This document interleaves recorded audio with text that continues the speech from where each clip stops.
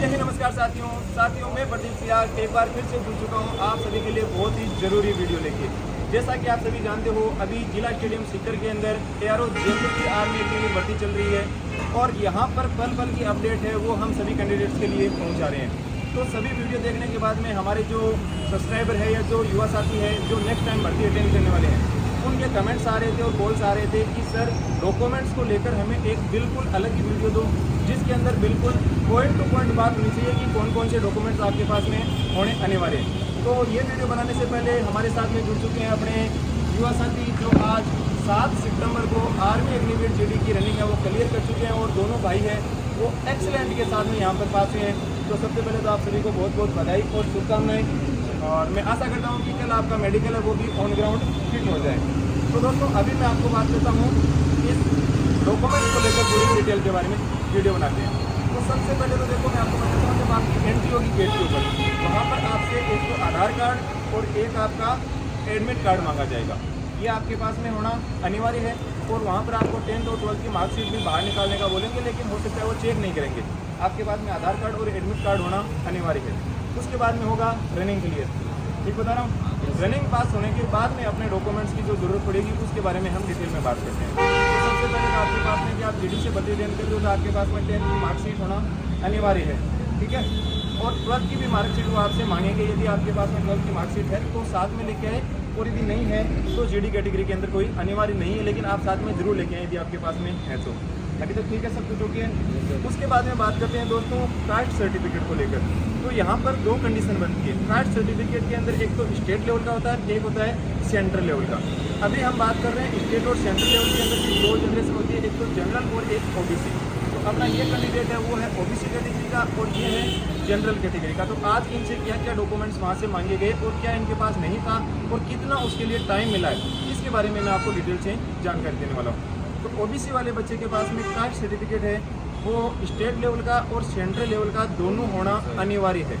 लेकिन यदि आपके पास में सेंटर वाला नहीं है तो आपको उसके लिए थोड़ा सा टाइम मिलेगा। यदि आपके पास स्टेट वाला है और सेंटर वाला नहीं, और यदि सेंटर वाला और स्टेट वाला नहीं है तो आपको टाइम मिलेगा। लेकिन अपने इस जवान के पास में दोनों डॉक्यूमेंट्स है वो क्लियर थे तो ओके। बाकी किसी को सर्टिफिकेट अपने कास्ट सर्टिफिकेट की वजह से बाहर नहीं किया, आपको टाइम दिया जा रहा है, लेकिन एक होना अनिवार्य है। उसके बाद में बात करते हैं मूल निवास। मूल निवास आपके पास में होना अनिवार्य है, ठीक है। उसके बाद में यहाँ पर देखो ये है अपना जनरल कैटेगरी के अंदर। जनरल कैटेगरी के अंदर कंडीशन ये रहती है कि चाहे तो आपके पास स्टेट वाला हो चाहे आपके पास सेंटर वाला हो, दोनों में से एक यदि आपके पास है तो आप है फिर तो आप तो अपने इस भाई के पास में स्टेट वाला कास्ट सर्टिफिकेट था और ये मूल निवास था। क्लियर है यहाँ तक सबको, ठीक बता रहे हैं। उसके बाद में बात आती है अपनी चरित्र प्रमाण पत्र की। तो भाई सबसे पहले तो आपके पास में सरपंच का चरित्र प्रमाण पत्र होना चाहिए। उसके बाद में आपके पास में स्कूल का चरित्र प्रमाण पत्र होना चाहिए। उसके बाद में आपके पास में होना चाहिए पुलिस सत्यापन प्रमाण पत्र। यदि पुलिस वाला आपके पास में नहीं है तो उसके लिए टाइम दिया जा रहा है। अभी हो सकता है वो टाइम जैसे इन बच्चों को आप 16 तारीख में कितना 16 तारीख लास्ट डेट है। आज 7 सितंबर को जो भर्ती थी उन बच्चों को 14 और 16 तारीख तक का बोला है कि 16 तारीख आपके पास लास्ट है। यहाँ तक आपके पास में ये पुलिस सत्यापन प्रमाण पत्र होना अनिवार्य है। जिसके पास था वो सबसे अच्छा, लेकिन जिसके पास नहीं है उसको बनवाना पड़ेगा। उसके बाद में बात करते हैं हम, ये तो हो गया चरित्र प्रमाण पत्र, तीनों हो गए। उसके बाद में बात करते हैं अविवाहित प्रमाण पत्र की। अविवाहित प्रमाण पत्र होना अनिवार्य है। एफिडेविट अनिवार्य है। उसके अलावा कौन कौन से डॉक्यूमेंट्स की जरूरत पड़ी थी? 10 फोटो है वो आपके पास में होना अनिवार्य है। उसमें के अंदर भी कोई बैकग्राउंड वगैरह कुछ बताया क्या? कोई दिक्कत नहीं, वाइट होना चाहिए, बैकग्राउंड वाइट। जहाँ तक हो सके आप वाइट बैकग्राउंड की फोटो लेके आना। वाइट बैकग्राउंड होना अनिवार्य है, वहाँ पे बताया जा रहा है। उसके अलावा और क्या डॉक्यूमेंट्स आपसे वहाँ पे मांगे गए? ये थी तो बिल्कुल भाई ने बिल्कुल इंपॉर्टेंट जानकारी दी है। यदि आपके पास में NCC है, स्पोर्ट्स है, ITI है, ड्राइविंग लाइसेंस है और एक रिलेशन वाला, यदि इनमें से किसी भी प्रकार का कोई भी डॉक्यूमेंट आपके पास में है तो वो आप साथ में लेके आए। वहाँ पे मांगेंगे कि किस पास है। अच्छा, 4 जीरोक्स होनी चाहिए। जो डॉक्यूमेंट बताए इनकी जीरोक्स होनी चाहिए आपके पास 4 प्लस ओरिजिनल भी होना अनिवार्य है।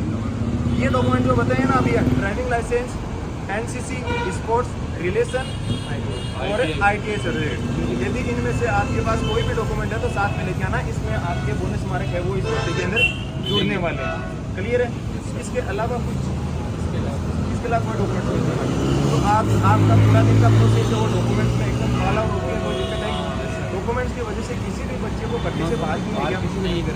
बाहर किसी को नहीं किया। जो डॉक्यूमेंट्स होते हैं उनमें से मतलब 2-3 डॉक्यूमेंट है जिनमें छूट मिल रही है, बाकी ऑल ओवर ओके है।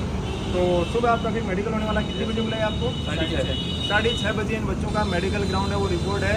तो मैं आशा करता हूँ कि आप सभी का मेडिकल है वो ग्राउंड फिर से एक बार फिर से मेडिकल की जानकारी इसी प्रकार से अपने युवा साथियों को आप दो। और इसी मनोकामनाओं के साथ में मिलते हैं किसी नए वीडियो के साथ नई जानकारी के साथ में। तब तक के लिए जय हिंद, जय भारत, वंदे मातरम।